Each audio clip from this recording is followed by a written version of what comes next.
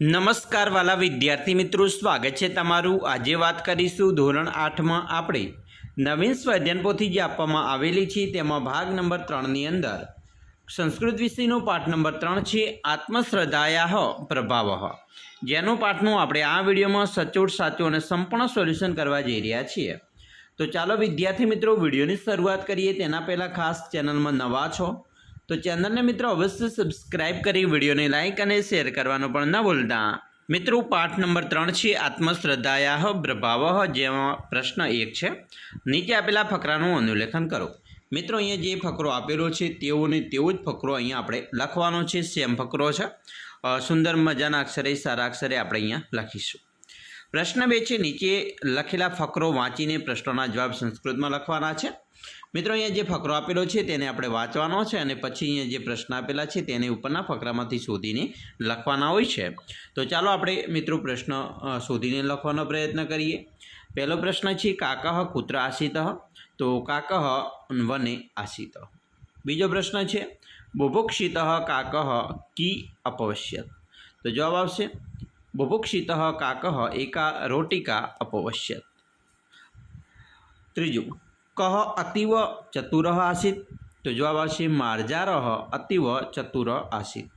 4 मार्जारः काकस्य प्रशंसा कथम अकरोत्, तो जवाब आवशे मित्रों सः उवाच काकराज तव स्वरः अतीव मधुर अस्ति, गीतं गायतु।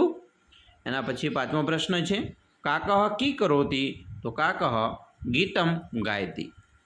हवे विद्यार्थी मित्रों प्रश्न 3 पर जईशुं। नीचे आपेला शब्दों उच्चित संस्कृत शब्दों में लखवाना है। जेम के पहलू है आजे, तो अहींया तमने विकल्प आपेला है, तेमां आजे ने अध्यः कहेवाय। बीजू है सरकार, तो एने सर्वकारः कहेवाय। त्रीजू है उपाड़े छे, तो एने उत्थापयति कहेवाय। बराबर अहीं मित्र आवशे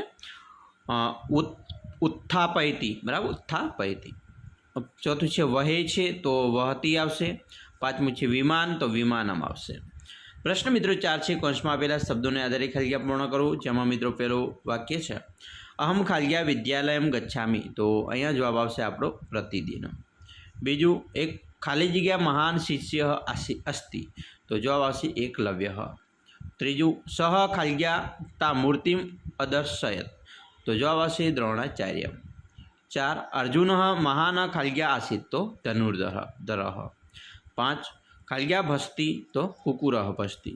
6 द्रोणाचार्य एकलव्यस्य खालिया गच्छति, तो समीपम। प्रश्न मित्रों 5 योग्य जोड़का जोड़वाना है। जेमां मित्रों है पहलू गम, तो आवशे गंतुम। वद, तो मित्रों आवशे वक्तुम। खाद, तो खादितुम। भू भव, तो भवितुम। चल, तो चलितुम। अने पट, तो पठितुम। मित्रों प्रश्न 6 उदाहरण अनुसार वाक्य रचना करवानी है। उदाहरण है राधा वदती, तो राधा अवदत। एवी रीते एकलव्यः रचयति, तो एकलव्यः अरचयत। बीजू है शिष्यः नमति, तो शिष्यः अनमत। त्रीजू है शिक्षिका गच्छति, तो शिक्षिका अगच्छत। चौथुं वाक्य है कुकुरः भस्ति, तो कुकुरः अभसत। 5मुं वाक्य है बालकः दर्शयति, तो बालकः अदर्शयत। 6ठुं वाक्य है अर्जुन शिव्यति, तो अर्जुन अशिव्यत।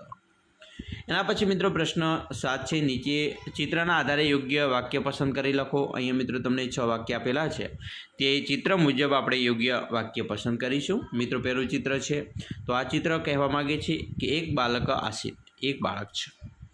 बीजું चित्रमां जुओ तो तदा सह द्रोणाचार्य ता मूर्तिम अदर्शयत्।